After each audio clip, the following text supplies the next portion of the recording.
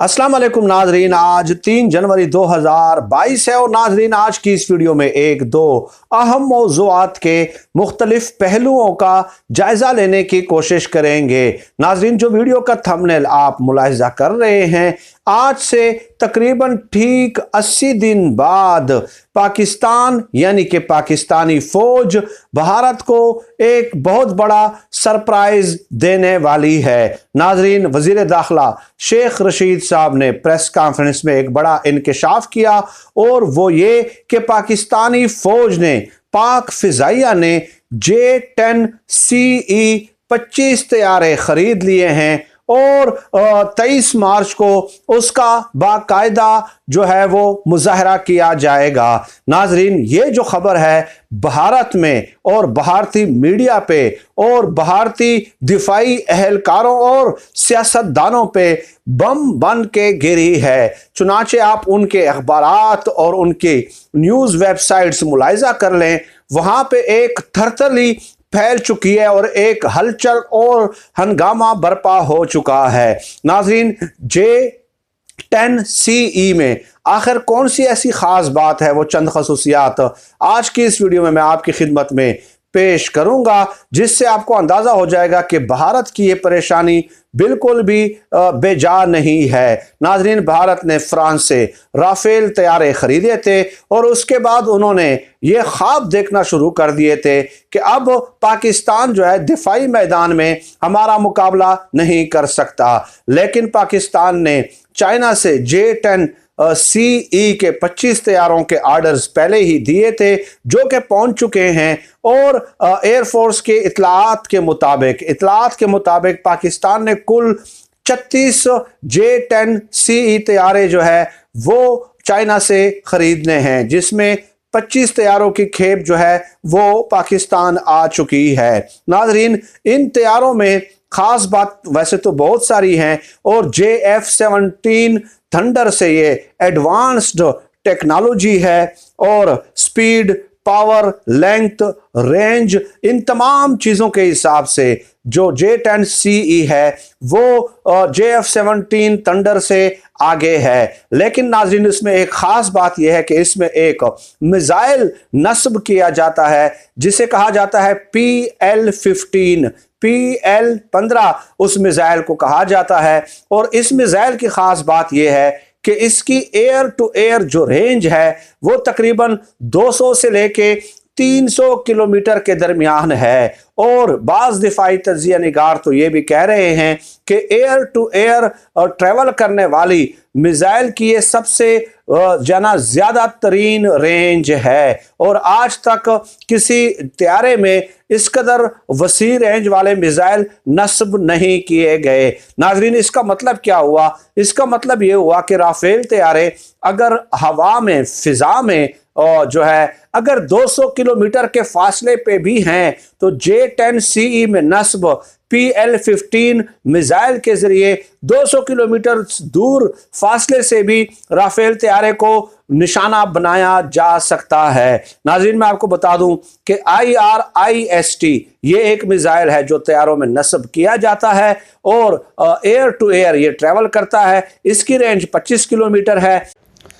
इसके अलावा नाजरीन, माइका जो मिसाइल है इसकी रेंज 60 किलोमीटर है। AMI-120A इसकी जो रेंज है वो 55 किलोमीटर से लेके 75 किलोमीटर तक बनती है। तो दैट मीन्स कि PL-15 जो मिसाइल नस्ब किया गया है इस तैयारे में, उसकी रेंज जो है सबसे ज़्यादा है। अब नाजरीन, ये बात भी याद रख लें कि इस मिसाइल की जो स्पीड है वो राफेल तैयारों से तकरीबन दुगनी है। यानी अगर राफेल तैयारा स्पीड में इस मिसाइल की रेंज से निकलना चाहे तो तब भी वो इसकी रेंज से नहीं निकल सकता और आवाज़ की रफ्तार से 4 गुना ज़्यादा इस मिसाइल की जो है वो स्पीड होगी। तो ये इंतहाई अहमियत के हामिल चंद खसूसियात J-10CE तैयारा जो पाकिस्तान ने चाइना से 25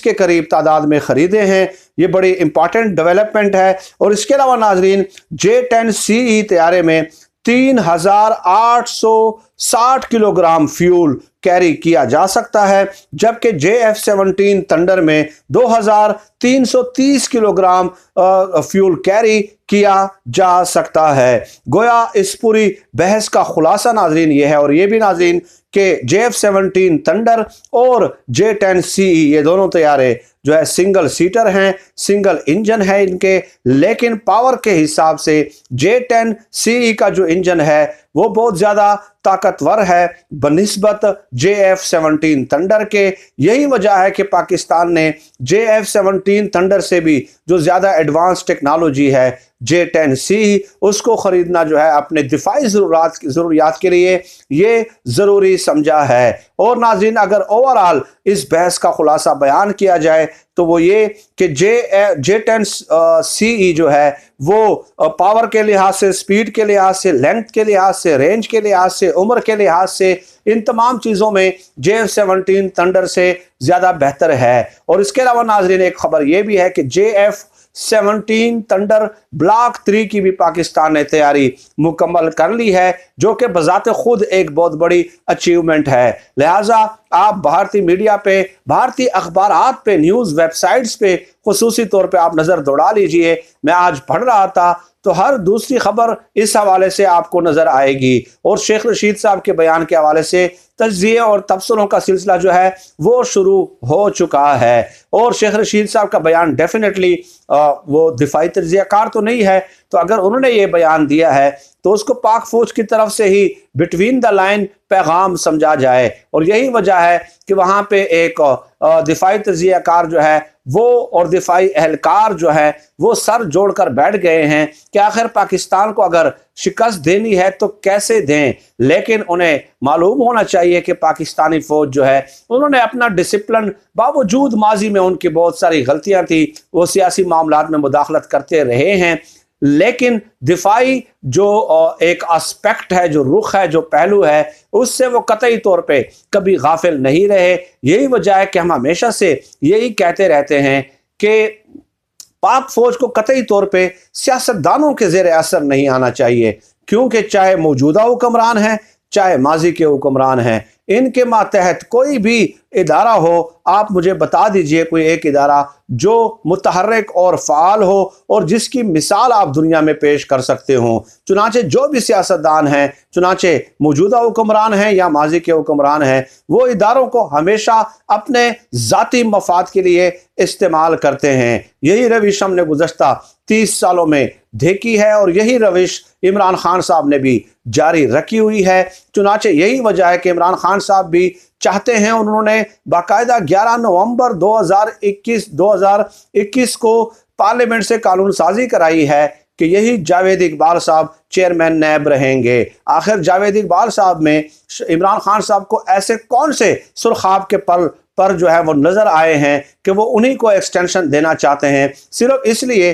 कि इमरान खान साहब का जो एजेंडा है अपोजिशन के खिलाफ, और एजेंडा ये भी है कि उनके अपने लोग गिरफ्तार ना हो। चुनाचे chairman NAB justice retired Javed Iqbal इस मनसब के लिए मौजू उन्हें लगते हैं, वरना 22 करोड़ की आबादी के मुल्क में क्या चेयरमैन नैब के लिए जावेद इकबाल के अलावा कोई और मौजू शख्सियत दस्तयाब नहीं हो सकती? बिल्कुल हो सकती है। खैर, वीडियो का मौजू मेरा ये नहीं है, लेकिन बहरहाल बात जो है, हक की जो बात है, जो सच की बात है, वो कहनी चाहिए। अपने ज़मीर के मुताबिक जो है आवाज़ पे लब्बैक कहना चाहिए। यही वजह है कि मैं समझता हूँ कि चाहे इमरान खान साहब हों, चाहे कोई और हो, पाक फौज को अपना डिसिप्लिन मेंटेन करने के लिए इन सियासतदानों के मातहत कभी भी नहीं रहना चाहिए, वरना वो उन रियासती इदारों की तरह पाक फौज का भी भुरकस निकाल देंगे, जिस तरह बाकी रियासती इदारों का भुरकस निकाला जा चुका है कि अपने वफादार और हिमायती भर्ती कर दिए जाते हैं